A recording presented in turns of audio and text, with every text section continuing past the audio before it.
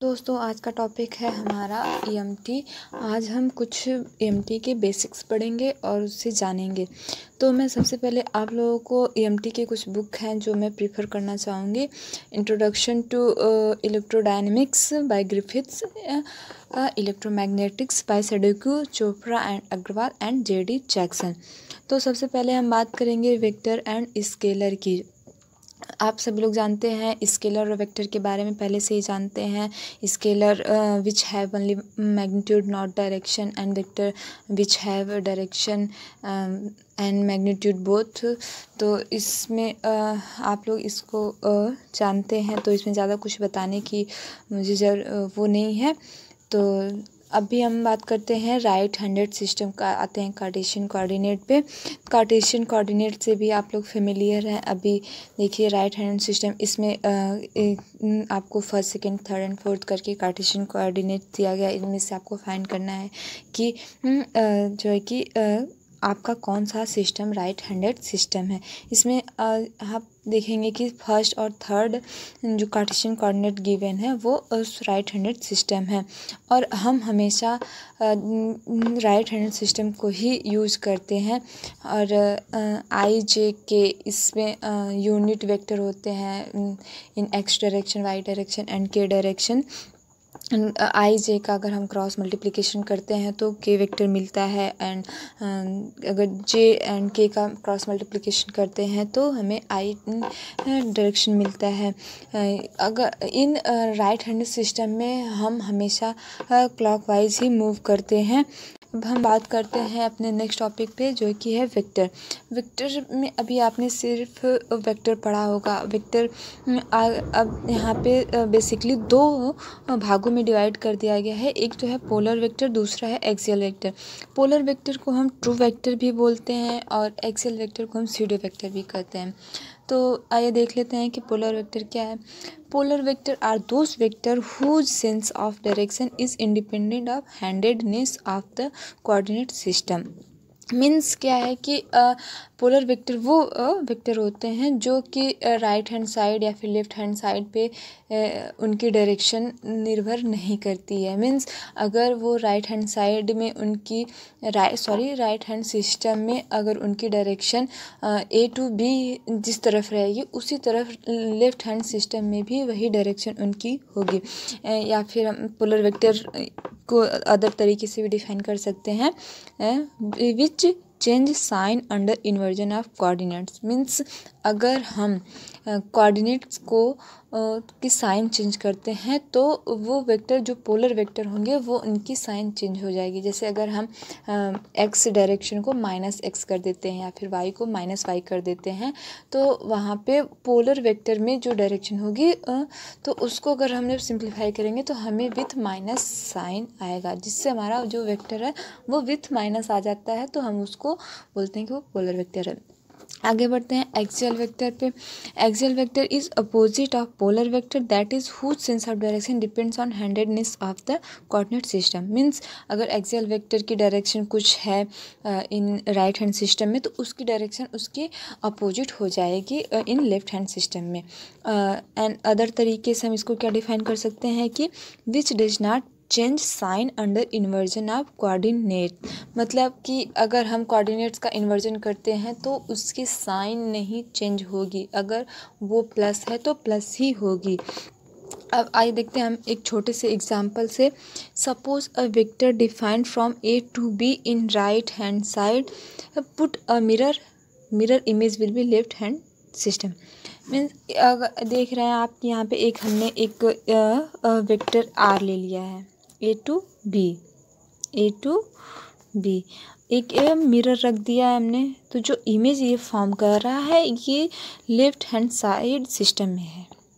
Means यहाँ पे इसकी डायरेक्शन तो चेंज नहीं हुई है, डायरेक्शन मीन्स ये ए टू बी ही जा रहा है, ए टू बी ही जा रहा है। तो इसको हम कहेंगे कि इस here sense of direction is independent of handedness of coordinate system. Means ये ए टू बी ही है और ये भी ए टू बी ही है।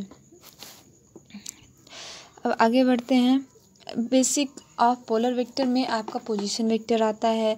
बेसिक ऑफ स्यूडो वेक्टर में आपका वेक्टर ओमेगा एंगुलर वेलोसिटी आता है।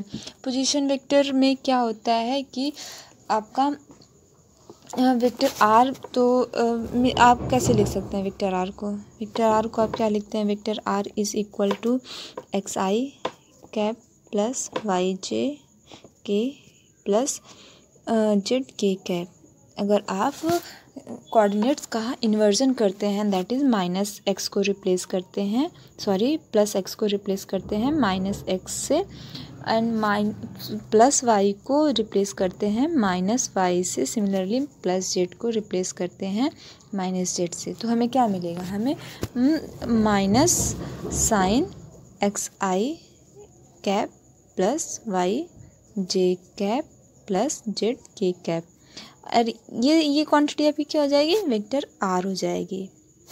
तो क्या अगर हम इन्वर्जन कोऑर्डिनेट का इन्वर्जन करते हैं तो vector r is equal to minus vector r मिलता है। सो हम क्या कहेंगे? हम ये कहेंगे कि आपका अब पोजीशन वेक्टर पोलर वेक्टर है, पोजीशन वेक्टर पोलर वेक्टर है। इस ऐसे ही अगर हम स्यूडो वेक्टर का करते हैं तो स्यूडो वेक्टर में आपकी साइन चेंज नहीं होती है, तो वो एक्सियल वेक्टर होता है। अब बात आती है कि आप इसको आइडेंटिफाई कैसे करेंगे कि कौन सा वेक्टर पोलर वेक्टर है और एक्सियल वेक्टर है। अभी आपने देखा कि वेक्टर आर पोलर है, वेक्टर ओमेगा एक्सियल है, तो सिंपली इसमें कुछ करना नहीं है। आपको सिर्फ ये देखना है कि अगर आप कोऑर्डिनेट का इन्वर्जन कर रहे हैं तो अगर किसी भी वेक्टर में माइनस साइन आता है तो वो आपका पोलर वेक्टर है, और अगर माइनस साइन नहीं आता है तो वो एक्सियल वेक्टर है। इसके लिए हम कुछ ऑपरेशन है जो हम करते हैं, आइए देख लेते हैं हम क्या करते हैं। पहला तो है parity operation. On the basis of parity inversion, we can define pseudo or true vector. In parity inversion, we change the sign inversion of coordinates. So यहाँ पे पहले तो हम vector E field, vector E electric field लेते हैं। Vector E आपका क्या है? वेक्टर ई आपका डिपेंड करता है वेक्टर आर पे, है ना। वेक्टर ई आपका डिपेंड करता है वेक्टर आर पे। क्या होता है? 1/4 pi epsilon not q upon r cube vector r. और जैसा आप जानते हैं कि वेक्टर आर आपका पोलर वेक्टर है, तो ये पोलर वेक्टर है तो आपका basically vector E polar vector हो जाएगा, और इसीलिए हम इसको पोलर वेक्टर और ट्रू वेक्टर बोलेंगे। अब हम देख लेते हैं वेक्टर बी मैग्नेटिक फील्ड में। मैग्नेटिक फील्ड आपका क्या होता है? मैग्नेटिक फील्ड को हम कैसे लिख सकते हैं? Vector B is equal to mu naught upon 4 pi integral of I vector d l cross vector r upon r cube. अब वेक्टर डी एल को भी आप क्या ले सकते हैं? D l x i cap plus d l y j cap plus d l z k cap. And vector r तो position vector है। अगर आप कोऑर्डिनेट्स का इन्वर्जन करते हैं तो डी एल में भी आपको करना पड़ेगा और वेक्टर आर में भी करना पड़ेगा। तो एक आपकी माइनस साइन डी एल से आती है और एक आपके पोजीशन वेक्टर से आती है, जो मिलके आपका प्लस हो जाएगा।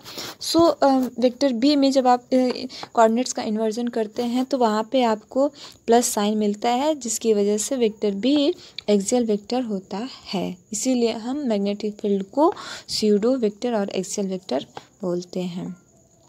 अब बेसिकली आप यहाँ पे कुछ देख सकते हैं, हमने एग्जांपल दिए हैं आपको, जो आप देख सकते हैं कि कौन पोलर वेक्टर है और कौन एक्सियल वेक्टर है, पोजीशन वेक्टर है, वेक्टर वी है, वेलोसिटी है, वेक्टर ओमेगा आपका एक्सियल वेक्टर है। ऐसे ही करके हमने ढेर सारे आपके लिए कुछ एग्जाम्पल्स हैं, इसको आप देख सकते हैं या फिर नोट डाउन कर सकते हैं। आपको सिंपली हमने बता दिया है कि अगर आप किसी भी वेक्टर का चेक कर सकते हैं, आइडेंटिफाई कर रहे हैं कि कौन सा पोलर वेक्टर है, कौन सा एक्सियल वेक्टर है, तो सिंपली आपको क्या करना है? Inversion of coordinates in parity operation.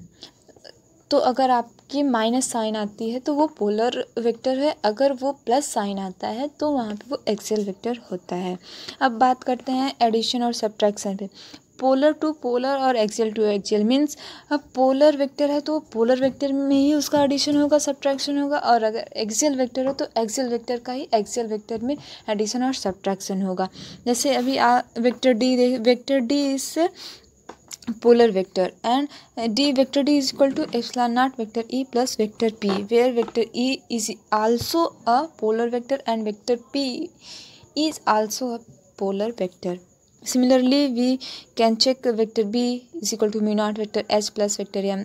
Here vector h and vector m is also axial vector. So by the addition of these two quantity we get vector b as a axial coordinates axial vector.